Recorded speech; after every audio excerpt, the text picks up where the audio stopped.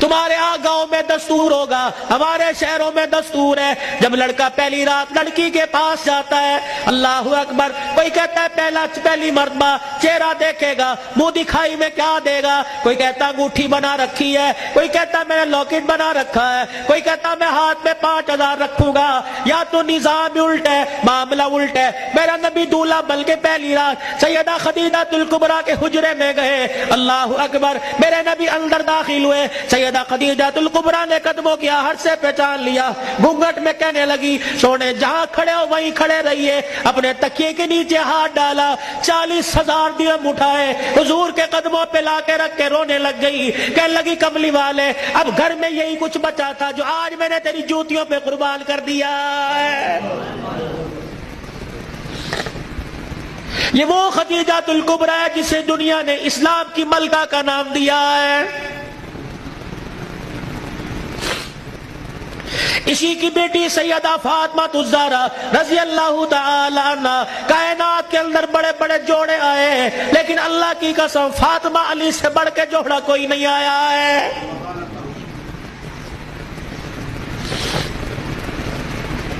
رحمت دو عالم صلی اللہ تعالی علیہ وسلم بیٹی کے دروازے پر گئے، جی ابو خیر ہوئے،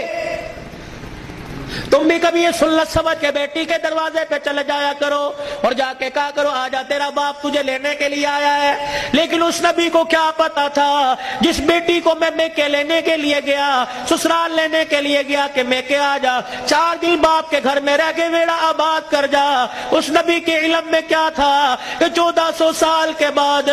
بہن دروازے پر آئے گی، بھائی دیکھ کے کہے گا ہنے تے گئی سی پھر آ گئی ہے۔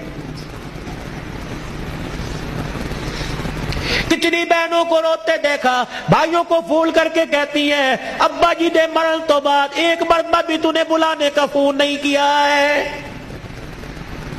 او لوگوں، چھٹیوں میں بہن کو بلا لیا کرو، عید تہوار میں بہن کو بلا لیا کرو، رب ذوالجلال کی قسم ہے تمہارے گھر میں آ کے بہن کھائے گی، پروردگار عالم بہن کے کھانے کی برکت سے اللہ تیرے رزق میں اضافہ فرمائے گا۔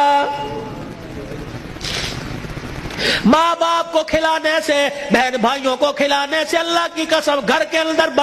برکت آیا کرتی ہے، بے برکتی نہیں ہوا کرتی، گھر کے اندر رزق میں عزت میں اضافہ ہوا کرتا ہے۔ اے فاطمہ آجا، بہت دن ہو گئے، 4 دن باپ کے گھر رہا، اللہ اکبر، تیرا باپ تیری جدائی برداشت نہیں کرتا۔ سیدہ فاطمہ نے ابو جان کا ہاتھ پکڑا، رحمت والے نبی صلی اللہ تعالی علیہ وسلم کا ہاتھ پکڑا، اندر لے گئی، کہنے لگی ابا جان جانے کو تیار ہوں لیکن مجھے ایک بات بتلاؤ، جب آپ نے مجھے اپنے گھر سے علی کے ساتھ رخصت کیا تھا، میرا سر اپنے سینے پہ رکھ کے کہا تھا بیٹی اب تیرے پر میرا اختیار نہیں چلے گا، اب تیرے پر علی کا اختیار چلے گا، آج کے بعد تو میری مرضی کی مالک نہیں، علی کی مرضی کی مالک ہے، وہ کہے گا اٹھ جا تو اٹھ جائیو، وہ کہے گا بیٹھ جا تو بیٹھ جانا۔ ابا جان آپ نے کہا تھا کہ جی ابا جانے کو تیار ہوں لیکن علی گھر میں کوئی نہیں، میں نے نہیں پوچھا تھا کہ علی ابا لینے آ جائے تو تیری بغیر اجازت کے جا سکتی ہوں کہ نہیں، ابا بیٹھ جائیو،